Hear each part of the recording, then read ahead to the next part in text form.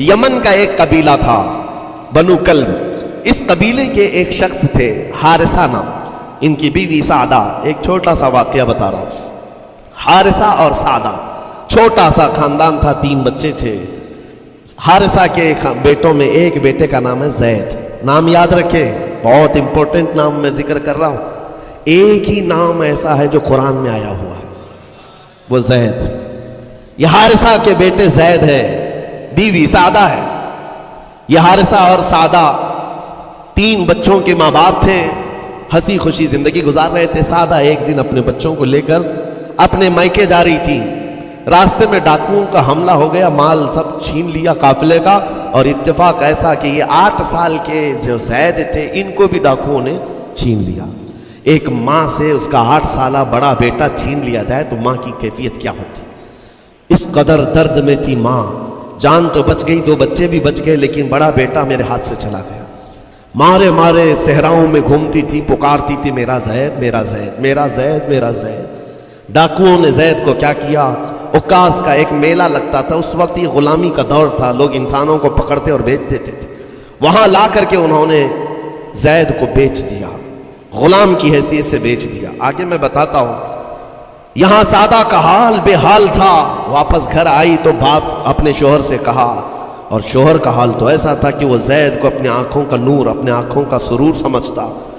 اور اس قدر پیار و محبت والا باپ مارے مارے گھومتا رہا گلیوں میں. اور ان کا لکھا ہوا ایک اشعار کا منظوم ترانہ ہے جو اپنے بیٹے کی جدائی میں لکھا. اپنے دشمن بھی وہ ترانہ سنتے تو رو پڑتے تھے. ایک باپ کا درد اپنے بیٹے کی جدائی میں، بہت روتے تھے بہت. ماں بھی دن رات روتی، باپ بھی پہاڑوں پر چڑھ جاتے اور وہاں سے صدا لگاتے، اے آسمان اگر تو نے زید کو دیکھا ہے تو میرے حوالے کر دے. زمین کے چپے کہیں اگر زید میرا زندہ ہے تو مجھے وہاں تک لے چل. یہ اشعار میں گنگناتے تھے، روتے تھے. اور زید کا کیا ہوا، عکاظ کے میلے میں بیچ دیا گیا. خریدا کون؟ حکیم بن حزام، جو حضرت خدیجہ رضی اللہ تعالیٰ عنہ کے بھائی لگتے تھے. یہ لے کر کے آئے اور حضرت خدیجہ رضی اللہ تعالیٰ عنہ اس وقت مکہ میں اور حضور پاک صلی اللہ علیہ وسلم کے نکاح میں. تو حضرت خدیجہ کے پاس یہ زید آ گیا. بھائی نے گفٹ کے طور پر دے دیا. حضرت خدیجہ کے گھر میں یہ زید جب آئے، اس وقت ان کی عمر یعنی 10-12 سال کے آس پاس رہی ہوگی. اور یہ ایسا لڑکا جو چھوٹی سی عمر کا، ادب اتنا تھا کہ ہر ایک کا ادب کرتا، بڑے اچھے خاندان سے تعلق رکھنے والا. ہوا کیا، ایک دن آفتاب رسالت، ماہتاب رسالت رسول پاک صلی اللہ علیہ وسلم کی نظر پڑی. دیکھا اخلاق و کردار میں کامل بچہ ہے، اور ایک ہی نظر میں بھاگ گیا. پوچھا حضرت خدیجہ سے، کہا کہ یہ غلام عکاظ کے میلے میں بیچا گیا ہے. حضور نے فرمایا یہ میرے حوالے کر دو، میرے حوالے کر دو. حضور نے جس کو پسند کر لیا ہو، حضور نے جس پر نگاہ رکھی ہو. اب وہ زید خوشی خوشی حضور کے پاس آئے. نبی پاک صلی اللہ تعالیٰ علیہ وسلم ان کے اخلاق سے بڑے خوش تھے، اور اس کے بعد محبت بھی ایسی دی، ایسی شفقت دی کہ زید کو نہ باپ کی خبر تھی نہ ماں کی خبر تھی. جو کچھ تھا وہ رسول اللہ کے پاس تھا. حضور پاک صلی اللہ تعالیٰ علیہ وسلم کی تربیت میں دن گزرتے گئے، بڑے ہو گئے، یہاں تک کہ 16 سال کی عمر تھی. ایک دن حج کے موسم میں یمن کا بنو کلب خاندان آیا ہوا تھا، اور وہاں حج کے دوران وہ لوگ زید کے باپ حارثہ کے لکھے ہوئے اشعار پڑھ رہے تھے اور لوگوں کو رلا رہے تھے. ایک ہمارے قبیلے میں باپ ہے جو بچھڑے ہوئے بچے کی یاد میں روز روتا ہے، اس کے اشعار تو سنو. لوگ سن کر کے رو رہے تھے، یمن کا کوئی ایسا باپ ہے جو یوسف گمگشتہ کی خبر میں رویا کرتا ہے. یہ لوگوں کی بھیڑ لگی تھی، اسی کے سامنے سے زید کا گزر بھی ہو رہا تھا. بنو کلب کے لوگوں نے زید کو دیکھا، پہچان لیا، یہی تو وہ بچہ ہے جس کی یاد میں اس کا باپ روتا ہے. اور اس کو بلایا اور کہا تیرا نام؟ کہا زید. باپ کا نام حارثہ. کہا یہی تو ہے جس کے غم میں پورے اشعار پڑے جا رہے یمن میں. زید سے کہا تجھے پتہ ہے تیرے باپ کا رو رو کر کے کیا حال ہو گیا؟ تیری ماں صحراؤں میں آواز دیتی ہے، پہاڑوں پر چڑھ جاتی ہے. ایک بچے کے لیے اس کے ماں باپ کی جدائی بتا دینا کتنی بڑی بات تھی. میرے عزیزوں، سالوں کی یہ گم گشتہ خبر پھر سے واپس مل گئی ہے. زید نے کیا کہا کہ اب میرے ماں باپ سے جا کر کہہ دیں کہ رونا دھونا بند کریں، اونٹوں کی طرح ادھر ادھر بھٹکنا بند کریں، انہیں میرا سلام پہنچائیں اور کہیں انہوں نے جہاں مجھے دیکھنا تھا اس سے بہتر جگہ میں ہوں.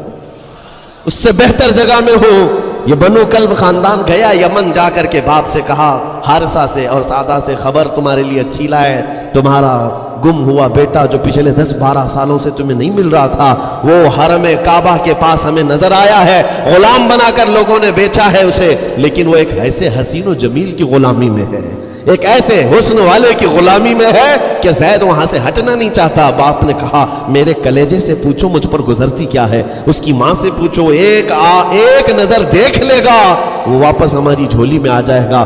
دوڑتے دوڑتے یمن سے گھنٹوں یعنی جو مہینوں کا سفر تھا دنوں میں طے کر کے پہنچے، مکہ آئے، جیسی آئے تو رسول پاک صلی اللہ علیہ وسلم کو ڈھونڈا، حضور پاک مل گئے تو دھاڑے مار مار کر باپ رونے لگا اور کہا کہ اے محمد صلی اللہ علیہ وسلم، ہم نے آپ کے متعلق سنا ہے کہ یتیموں کے والی ہیں، آپ کا دل بہت بڑا ہے، مجھ باپ کے اوپر رحم کیجئے، برسوں سے اپنے بچے کے لیے ترس رہا ہے، میں اور میری بیوی تڑپتے ہیں، صحراؤں میں آواز دیتے ہیں۔ حضور نے پوچھا ہوا کیا ہے تمہارے ساتھ؟ کہا ہمارا بیٹا گم ہو گیا تھا، برسوں ہو گئے تھے، لیکن سنا ہے وہ یہاں رہتا ہے۔ حضور نے پوچھا کیا نام ہے اس کا؟ کہا زید اس کا نام ہے، میرا نام حارثہ ہے۔ حضور پاک صلی اللہ علیہ وسلم کے محبوب زید کے بارے میں پوچھ لیا، حضور جس سے خود محبت کرتے ہو، حضور جس سے محبت کرتے ہو، باپ نے پوچھ لیا۔ حضور نے فرمایا کہ ٹھیک ہے، میں ایک باپ کے کلیجے سے اس کے بیٹے کو الگ نہیں کر سکتا، ماں سے اس کے بیٹے کو جدا نہیں کر سکتا، لیکن بات اتنی ہے کہ زید کو بلایا جائے، فیصلہ اس کے ہاتھ میں ہے، فیصلہ اس کے ہاتھ میں ہے، میں زید کو بلاتا ہوں۔ غلام تھے اس وقت، حضرت زید کو بلایا گیا اور اس وقت بھری جوانی والا زید ہے، جیسی ہی آئے پہلی نظر باپ کو دیکھا، ماں کو دیکھا، ماں باپ تو چیخ پڑے ہمارا زید مل گیا، ہمارا زید مل گیا۔ لیکن کمال کی بات میں دیکھتا ہوں ایسی دیوانگی پوری دنیا میں نہیں۔ زید نے دیکھا اپنے ماں اور باپ کو، لیکن اسی وقت اپنی آنکھیں جھکا لی اور حضور کی طرف کر لیا، کہا نہ، ادھر پہلے حضور پاک صلی اللہ علیہ وسلم کی طرف۔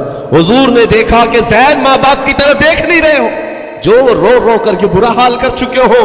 حضور نے زید سے کہا پہچانتے ہو؟ کہا ہاں حضور یہ میرے باپ ہیں اور یہ میری ماں ہے، یہ میرے چچا ہے۔ حضور نے فرمایا پھر ملتے کیوں نہیں ہو؟ کہا سرکار اگر اجازت ہو تو ملوں گا، برسوں کا بچھڑا ہوا جوان ہے، آپ اجازت دو تو میں ملوں گا۔ نبی پاک صلی اللہ علیہ وسلم نے فرمایا جاؤ تمہیں اجازت ہے۔ جیسے ہی گئے اس منظر کو جو بیان کیا گیا ہے میرے عزیزوں، ہم پڑھتے ہیں تو آنکھیں بھیگ جاتی ہیں۔ ماں لپٹ کر کے اپنے بچے کو ہر جگہ چوم رہی ہو، باپ سینے سے لگا کر کے دھاڑے مار کر رو رہا ہو، پہلے تو غش کھا کر گر گیا تھا، پھر افاقہ ہوا، یہ دردناک منظر تھا۔ اس کے بعد زید بن حارثہ کو کیوں نہ تکلیف ہو، غم کیوں نہ ہو، ماں باپ بچھڑے ہوئے اتنے سالوں کے بعد دیکھنے کو ملے، دل پر کیا بیت رہی ہوگی۔ میری ماں وہی جو مجھے خشکیوں میں پالا کرتی، تریوں میں پالا کرتی، میرا باپ وہی جو خون پسینے کی کمائی سے مجھے کھلایا تھا، آج آ گیا ہے۔ حضور پاک صلی اللہ علیہ وسلم نے کہا زید یہ جو جذباتی منظر ہے اس کو ختم کر کے اب اعلان کر دو کہ تمہاری ماں آئی ہے تمہیں یمن سے لینے کے لیے، تمہارا باپ آیا ہے، تمہارا چچا آیا ہے تمہیں یمن سے لینے کے لیے، میں نے فیصلہ تمہارے حوالے کر دیا ہے، میں اپنے غلامی سے تم کو آزاد کر دیتا ہوں، تم بغیر کوئی فدیہ لیے ہوئے، بغیر کوئی پیسہ لیے ہوئے، اس وقت اپنے غلام کو کوئی چھوڑتا نہیں تھا، لیکن تمہاری ماں کا درد دیکھا نہیں جا رہا، میں آزاد کر دوں گا بغیر کسی فدیہ کے، تو اپنی ماں اور اپنے باپ کے پاس جا سکتا ہے۔ اتنا حضور کا فرمان، آزاد کر دینا مکہ میں آسان نہیں تھا، بیٹے کو آزاد کیا حضور پاک صلی اللہ علیہ وسلم نے، تب جانتے ہو وہ کمال کا بیٹا ہے زید بن حارثہ۔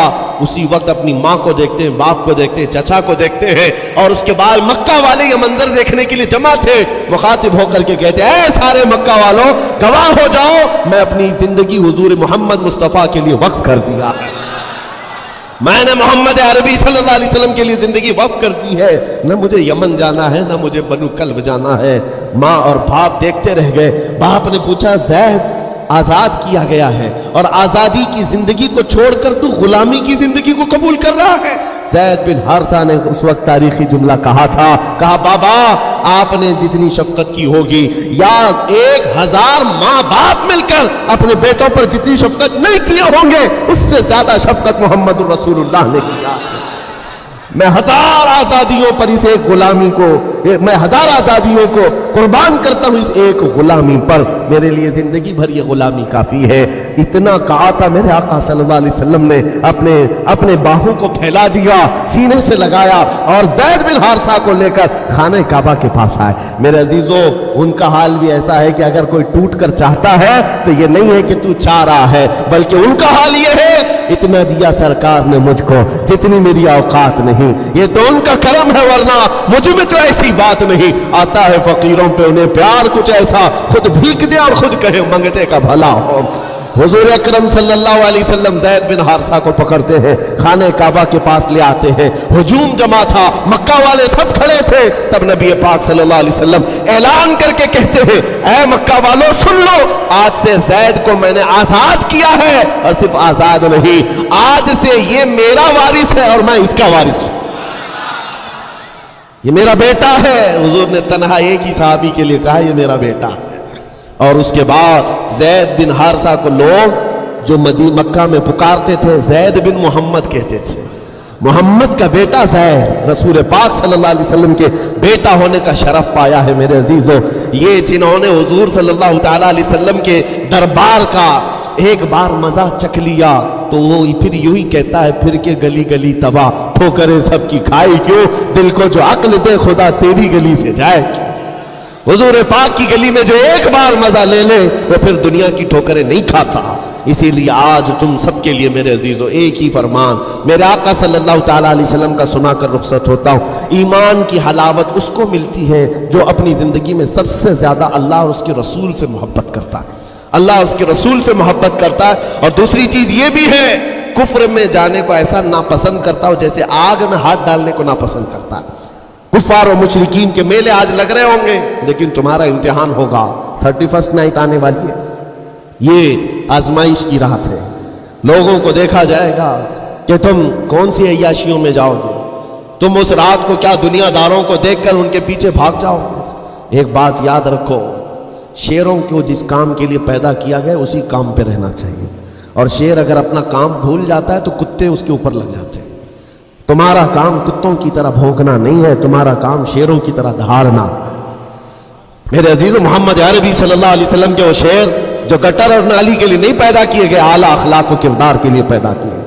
تم امت محمدیہ خیر امت ہو، شراب پینے کے لیے نہیں، جوا کھیلنے کے لیے نہیں، تاش کے پتوں پر مال اڑانے کے لیے نہیں، غلط نگاہوں کو پھیلانے کے لیے نہیں، آوارہ گردی کے لیے نہیں پیدا کیے گئے۔ تمہاری نسبت رسول اللہ سے ہے، اتنی بات یاد رکھو، اللہ نے مجھے خیر امت کہا ہے۔